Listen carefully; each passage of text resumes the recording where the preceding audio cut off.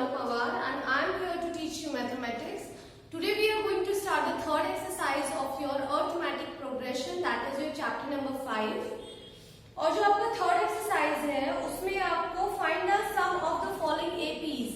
आपको arithmetic progressions दिए हुए हैं जिसमें कि आपको क्या निकालना है, आपको टर्म्स का क्या निकालना है, सम निकालना है।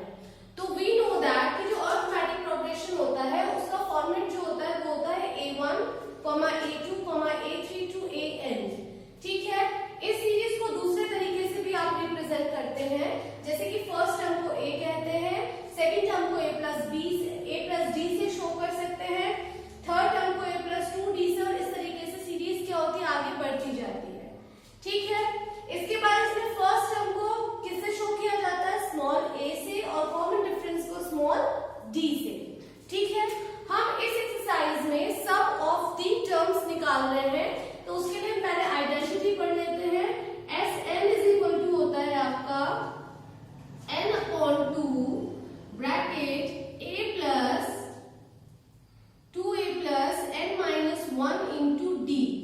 ठीक है, this is the first formula we use for, हम किसके लिए इसको इस्तेमाल करते हैं, सम निकालने के लिए, जहां पर n जो होता है वो दिए हुए टर्म्स की क्वांटिटी होती है कि कितनी टर्म्स का आपको सम निकालना है, a जो होता है फर्स्ट टर्म होती है, और जो d होता है वो कॉमन डिफरेंस होता है।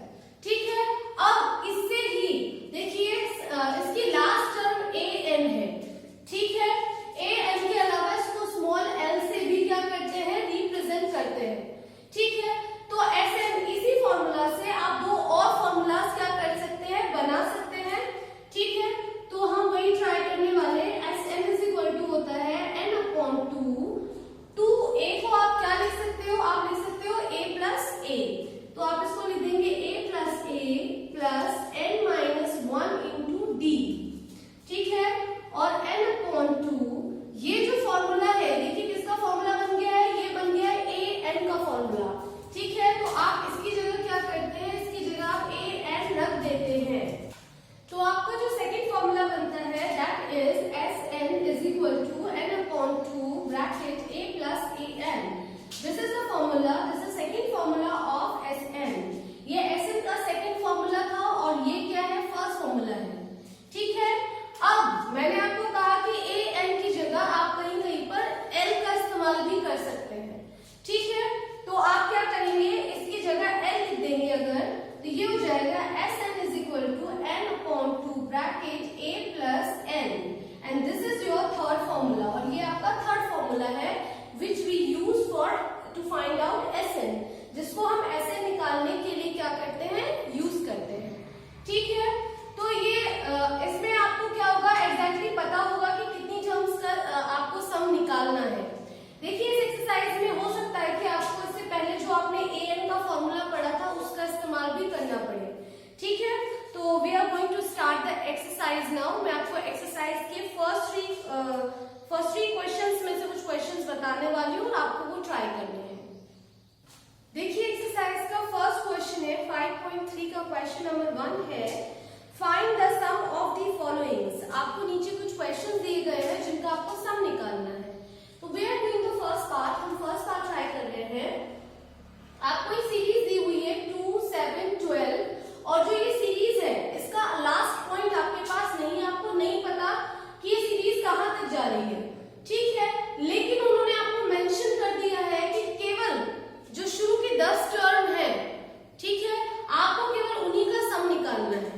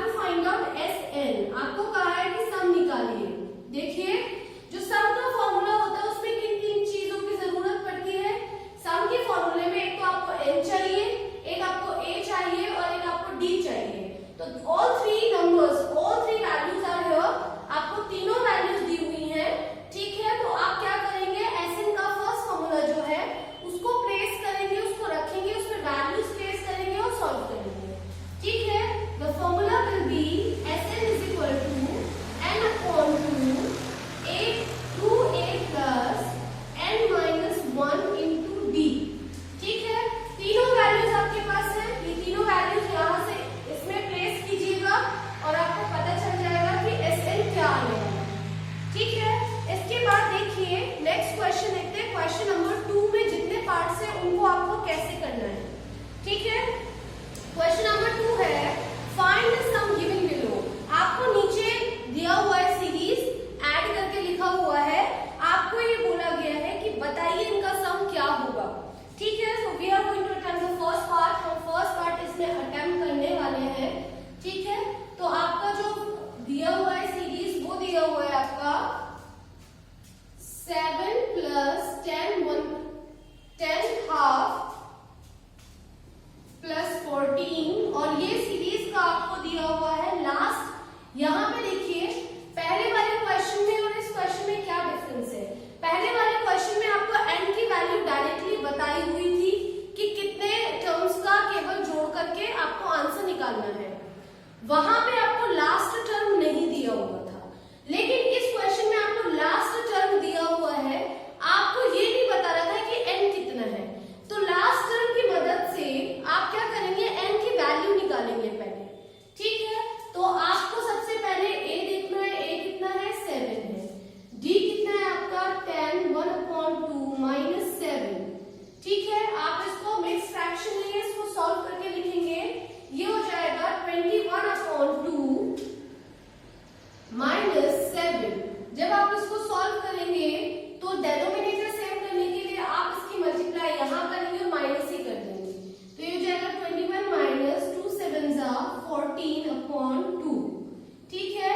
और इससे आपका आंसर क्या आ गया, आपका आ गया 7/2।